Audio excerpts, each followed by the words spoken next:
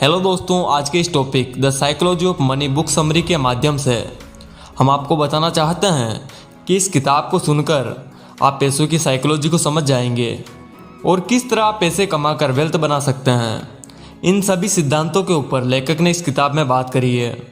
Chapter number 1, no one's crazy. सभी को लगता है कि वो अपनी लाइफ में क्रेजी नहीं है, उसे पैसे कमाने की ज़्यादा ज़रूरत नहीं है, या फिर वो पैसे कैसे इन्वेस्ट करें, इन सभी बातों को अच्छे से जानता है। लेकिन फिर भी कुछ लोग शेयर मार्केट और प्रोविडेंट फंड में पैसे लगाते हैं। कुछ लोगों को नौकरी सिर्फ पैसे कमाने के लिए करनी होती है, तो कुछ लोग आज के समय में एंटरप्रेन्योर बन रहे हैं। इसमें हमें यह पता चलता है कि हर किसी की पैसों को लेकर अलग अलग सोच है, फिर भी हर कोई खुद को समझदार समझता है। लेखक का कहना है कि सभी को अपनी लिमिट को समझना होगा। हमें उन लोगों को भी देखना चाहिए जिन्होंने गरीबी में भी पैसा बनाया है और समझे कि आखिर उन्होंने पैसे कैसे बनाए। Chapter number 2, luck and risk. कुछ लोग शायद ही पैसों के मामले में काफ़ी लकी होते होंगे। जैसे कुछ लोग अमीर घर में पैदा होते हैं। अगर आप एलोन मस्क के घर में पैदा होते हैं तो आप वैसे ही अमीर हो जाते हैं। लक की खास बात यह है कि इसे कंट्रोल नहीं किया जा सकता और अमीर बनने के लिए हम लक के सहारे नहीं जी सकते। दूसरे तरीके की बात करें तो वो है रिस्क लेने की बात। कुछ लोग बिजनेस में काफ़ी ज़्यादा इन्वेस्ट कर देते हैं, लेकिन अगर पैसे डूब गए तो ये उनके लाइफ का सबसे बड़ा रिस्क हो जाता है। हमें आज के समय में सोच समझकर विचार करके प्लानिंग के साथ रिस्क लेना चाहिए। Chapter number 3, never enough. ये बात भी बिल्कुल सच है कि पैसों से किसी का मन नहीं भरता। ये लोगों का दिमाग खराब कर देता है।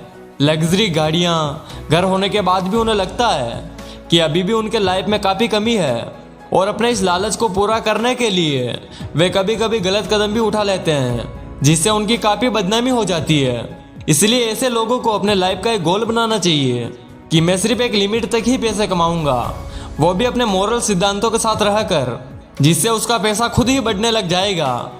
Chapter number 4, compounding. आज के समय में सभी को कंपाउंडिंग के बारे में पता ही होता है। ज़्यादा इन्वेस्टमेंट में साधारण ब्याज ही मिलता है, जिसके लिए आप वॉरेन बुफेट का उदाहरण ले सकते हैं। वे अपने पैसों को काफ़ी ज़्यादा इन्वेस्ट करते थे और ऐसे शेयर चुनते थे जिनसे काफ़ी ज़्यादा मुनाफा हो। Chapter number 5, getting wealth versus saying wealth. बहुत सारे लोग काफ़ी पैसे कमाते हैं, जिसके बाद कुछ सालों में वे फिर से कंगाल भी हो जाते हैं। ऐसा कई सेलिब्रिटी और बिजनेसमैन के साथ हो चुका है, क्योंकि तब के समय में उन्हें इन्वेस्टमेंट के बारे में ज़्यादा पता नहीं था। वे लॉन्ग टर्म के बारे में नहीं सोचते थे कि आने वाले समय में क्या होगा। अगर हमारे पास पैसे नहीं होंगे तो वे अपने पैसों को खूब उड़ाते थे और भविष्य की नहीं सोचते थे। उन्हें लगता था कि हमारा पैसा कभी ख़त्म नहीं होगा और ये पैसे आते ही रहेंगे। इसलिए आज के समय में पैसों को समझना काफ़ी ज़रूरी है। Chapter number 6, tails you win. हर सिक्के के दो पहलू होते हैं। उछालो तो ज़रूरी नहीं कि आप जीत ही जाओगे। उसी तरह ज़िंदगी के भी दो पहलू होते हैं, या तो हार या जीत। लेकिन अगर आप सिक्के को बार बार उछालोगे तो एक बार के लिए आपकी जीत संभव है। इसी तरह अगर आप किसी भी काम को बार बार करते रहोगे तो एक ना एक दिन आपकी जीत जरूर होगी। इसी तरह अगर आप एक बिजनेस में फेल हो जाते हो तो दोबारा से नए तरीके के साथ कोशिश करो। ऐसा करने से आपको सफलता जरूर मिलेगी। Chapter number 7, freedom. आज़ादी किसे पसंद नहीं होती। हर कोई फाइनेंशियली फ्री होना चाहता है। असली कमाई उसे बोलते हैं जो आपको समय से आज़ादी दे। कई लोग पूरे जीवन भर पैसा कमाते ही रहते हैं, उनके पास खुद के लिए समय ही नहीं होता। वे अपनी फैमिली के लिए समय ही नहीं निकाल पाते और ना ही खुद के लिए। अगर आपके पास पैसा है और अच्छे से कमाना जानते हो तो आप अपने काम को आउटसोर्स भी बना सकते हो। Chapter number 8, man in the car paradox. ये कितनी हैरान कर देने वाली बात है कि आज के समय में लोगों को रियलिस्टिक चीज़ों पर ज़्यादा इंटरेस्ट रहता है। मान लो हम किसी लग्जरी गाड़ी को देखते हैं तो हम उस गाड़ी की तारीफ करने लगते हैं, लेकिन उस गाड़ी के मालिक की कभी तारीफ नहीं करते। हम कभी ये नहीं कहते कि वाह क्या बंदा है। ऐसा ही अगर हमारे साथ भी होगा तो अगर मैंने कोई महंगी गाड़ी ले ली तो लोग भी मेरी ही गाड़ी के बारे में बात करेंगे, मेरे बारे में नहीं। इससे वे केवल दूसरों के प्रति ईर्ष्या करते हैं। इसलिए कभी भी ऐसी चीज़ों के पीछे ना भागे, बल्कि उन पैसों को अच्छी चीज़ों में इन्वेस्ट करें, जिससे आपको अच्छा एक्सपीरियंस मिलेगा। Chapter number 9, wealth is what you don't see. अमीरी उसे कहते हैं जो दिखाई देती है, जैसे लग्जरी कार, बंगला और ब्रांडेड कपड़े, गैजेट्स इत्यादि। लेकिन इससे वेल्थ नजर नहीं आती, जैसे इन्वेस्टमेंट, प्रॉपर्टी, बिजनेस और सेविंग इत्यादि। मान लो आपके दोस्त की सैलरी 1 लाख रुपए है, जितनी आपकी भी है, और वो एक महंगी गाड़ी खरीद लेता है जिसकी कीमत 10 लाख रुपए है, तो देखने में वो ज़्यादा अमीर लगेगा। लेकिन उसकी तुलना में अब आपके पास 10 लाख रुपए ज़्यादा होंगे। इसलिए आज के समय में आपको वेल्थ बनाने की कोशिश करनी है, अमीर बनने की बिल्कुल भी नहीं। Chapter number 10, save money. आपने बचत करने के मामले में 3 तरह के लोग देखे होंगे। पहले वो जो बचत करने के बारे में नहीं सोचते हैं, उन्हें लगता है कि उन्हें इसकी जरूरत नहीं है। दूसरे वे लोग होते हैं जो बचत नहीं कर पाते क्योंकि उनके पास इतना पैसा नहीं होता। और तीसरे वे लोग होते हैं जो बहुत ज़्यादा बचत करते हैं और समय के साथ साथ तीसरे लोग बहुत वेल्थी हो जाते हैं और उनका बुढ़ापा काफ़ी अच्छे तरीके से बीतता है। और बाकी के लोग हमेशा तंगाली में जीते हैं और दूसरों पर निर्भर रहते हैं। इसलिए आज से ही सेविंग करना शुरू कर दो और इन्वेस्ट करना भी शुरू कर दो। चैप्टर नंबर 11, रीजनेबल और रेशनल। कुछ लोग सिर्फ सोचने पर ही ध्यान देते हैं और उस काम को अमल में लाने में काम नहीं करते और अंत में कुछ नहीं कर पाते। वे हर काम में परफेक्शन लाने की कोशिश करते हैं। अगर किसी काम में थोड़ी सी भी कमी रहे तो उस काम को वहीं पर छोड़ देते हैं। इससे बेहतर आपको ये करना चाहिए कि जो प्लान आपने बनाए हैं उससे आपका काम चलेगा ही नहीं। किसी भी स्टार्टअप को शुरू करने के बारे में सोचने से बेहतर है कि उस काम को शुरू कर लो, चाहे आपके काम में थोड़ी बहुत कमी ही क्यों ना हो। इसी तरह आप स्टॉक मार्केट में भी जितना जल्दी हो सके उतना इन्वेस्ट करें। इसमें उतार चढ़ाव भी आते रहते हैं, लेकिन बाद में आपको बहुत ज़्यादा प्रॉफिट मिलता है। Chapter number 12, surprise. हमारी पूरी जिंदगी ही एक सरप्राइज में चलती है। कहाँ और किस मोड़ पर हमें क्या सरप्राइज मिल जाए कोई नहीं जानता। हमें हमेशा सरप्राइज के लिए तैयार रहना चाहिए।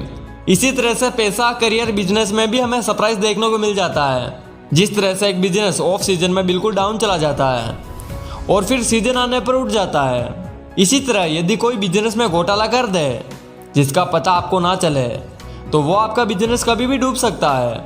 इसीलिए लाइफ में हमेशा सचेत रहना चाहिए। Chapter number 13, room for error. Life में पैसों के मामले में हर किसी से इरोर हो जाता है, लेकिन इससे हमें काफ़ी कुछ सीखना चाहिए। ऐसी गलतियों से बचने के लिए आपको अपने पास रिजर्व कैश रखना चाहिए। पूरा पैसा एक साथ खर्च या इन्वेस्ट नहीं करना चाहिए। जैसे वॉरेन बुफेट कहते हैं कि कैश इज द किंग। इसलिए बुरे वक्त के लिए हमेशा आपके पास फंड जरूर होना चाहिए। Chapter number 14, you will change. समय समय पर सभी इंसान बदलते रहते हैं। एक बिगड़ा बच्चा आगे जाकर एक समझदार इंसान बन जाता है और एक समझदार बच्चा आगे जाकर एक बदमाश इंसान भी बन सकता है। इसी तरह आज आपने जो भी सपने या प्लान बनाए हैं, जरूरी नहीं है कि वो आगे जाकर पूरे हो या नहीं हो, लेकिन भविष्य में हम कुछ को बेहतर भी कर सकते हैं। आपको अपने बीते हुए कल में नहीं जीना है। आपके स्कूल और कॉलेजेस में आपके कितने ही बुरे मार्क्स आए हो, उससे आपका फ्यूचर डिसाइड नहीं होता। आज के समय में छोटा सा छोटा बिजनेस आगे जाकर करोड़ों रुपए कमा सकता है, जितना कोई नौकरी वाला जिंदगी भर में नहीं कमा सकता। Chapter number 15, nothing free. आपने सुना होगा कि पैसों से पैसा बनता है। आज के समय में फ्री में कुछ नहीं बनता है। अगर आपको कुछ बड़ा करना है तो शुरुआत में जॉब कर लो। कई सारे सफल लोगों ने भी शुरुआत में छोटी छोटी नौकरियां की है। उसी पैसों का इस्तेमाल खुद को ट्रेन करने में किया, तब जाकर आज वो सफल इंसान बने।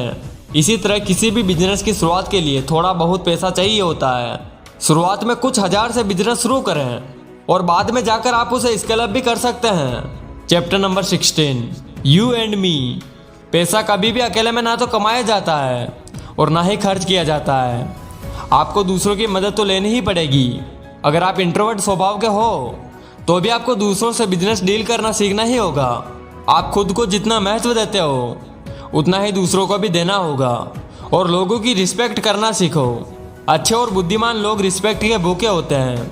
कभी भी आपको ईगो नहीं दिखाना चाहिए। Chapter number 17, the seduction of pessimism. आशावादी होना तो अच्छा ही है, लेकिन ब्लाइंड ऑप्टिमिस्ट होना ठीक नहीं होता। ये तुम्हें ले डूबेगा।